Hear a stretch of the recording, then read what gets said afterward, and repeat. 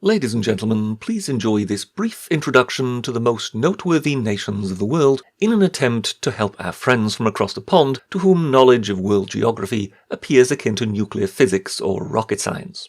So let us begin. Canada. Mounties, maple syrup and annoying politicians. The United States of America.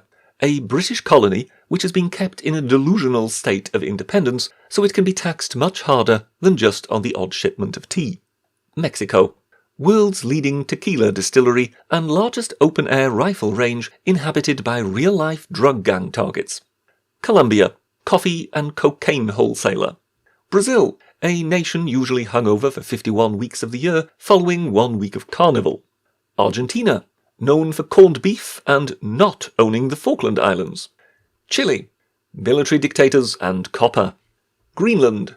The world's least green land, its name most likely being some sort of Viking in-joke. Iceland. Unfinished island where God ran out of time prior to completion of the task. Norway.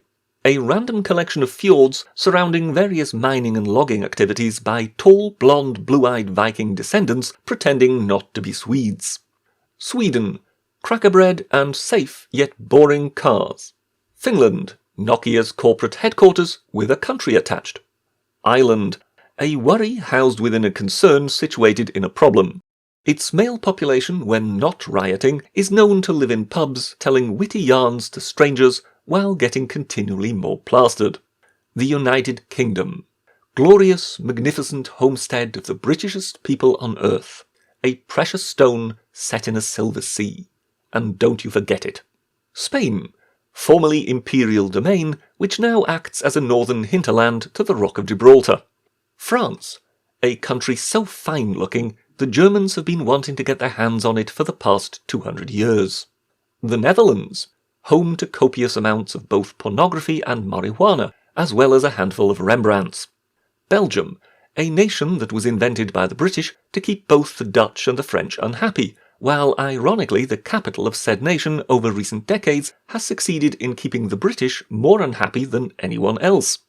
Germany. Former giant military barracks, now operating as a car sales room. Switzerland. Cheese, chocolate and efficiently administered bank depositories for mass-murdering despots. Austria. World supplier of downhill skiers and too clever by half economists. Italy. A nation of erratic gesticulators in charge of an ancient museum set in a medieval church, housed in a Renaissance gallery, sponsored by the mafia and Milanese suit manufacturers. Poland. A tank practice range for the armed forces of Germany and Russia.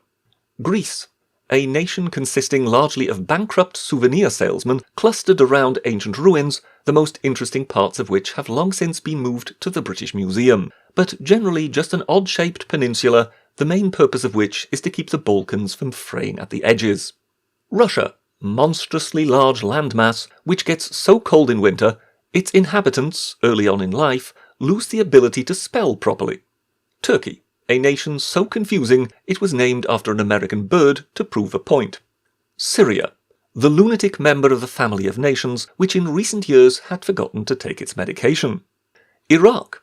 A nation having a nervous breakdown ever since its inception, its mental health having further deteriorated since it suffered a rather brutal mugging. Iran. The carpet weaver of the world, which some time ago had an accident in which it banged its head very badly, and ever since has tried to die a religious martyr but hasn't quite worked out yet how to do so. Israel. The breast implant of nations, which has been battling with the allergic reaction by the surrounding tissue ever since its creation. Egypt. The land of the pharaohs, which once built the pyramids and other breathtaking monuments, and now can no longer remember how it did so. The African continent. Giant mineral deposit with a historical surplus of personnel, which is known for an astonishing lack of development, as well as cutthroat competition among its various nations' governments for the annual title of most corrupt administration on earth. Saudi Arabia. Sand, oil, and the richest camel herds on the planet. For now. Afghanistan. Generally speaking, a collection of insane people prepared to go to extraordinary lengths in fighting over what are a few adobe houses set amongst some gravel and rocks, financing their violent efforts with the only commercial enterprise in which they seem to excel, which is the production of heroin. Pakistan. the world's angriest nation which is desperately looking for a first cousin to marry. India, the world's largest and most annoying call centre, known for its largely non-existent plumbing and a giant railway network someone else left behind. China, home to megalomaniacal communist authorities who dream of one day ruling the world, and who fancy their chances due to their overseeing the world's most populous nation, as well as now pretending to be capitalist, but who are mainly frustrated in the endeavour of world domination by their people being too fascinated with the sport of ping-pong to muster much enthusiasm for achieving any meaningful innovation. North Korea, the immature smaller sibling of China which is not pretending to be capitalist, but is, instead of passing its time with collecting stamps and skimming stones over ponds, spending its time collecting nuclear warheads and firing missiles into the Sea of Japan. South Korea, the twin of North Korea, which has long since developed a nervous twitch due to its troublesome sibling and has desperately taken to distracting itself from its possible imminent doom by listening to K-pop music and playing video games. Japan, a nation of anime fanatics with a patchy memory for what might have happened a few decades back, which has taken to developing their island into an urban sprawl with the sole goal of hoping for a giant dinosaur to rise out of the sea and smash it all to pieces. Australia, large-scale mining operation run by former convicts which for some unknown reason have developed an unhealthy obsession for sport and sheep. New Zealand, a hybrid nation half Australian and Canadian in temperament, meaning they share both the sport and sheep problem, as well as being the home of exceedingly annoying politicians. This concludes our little foray into educating Americans. You may now start eating again, Yanks.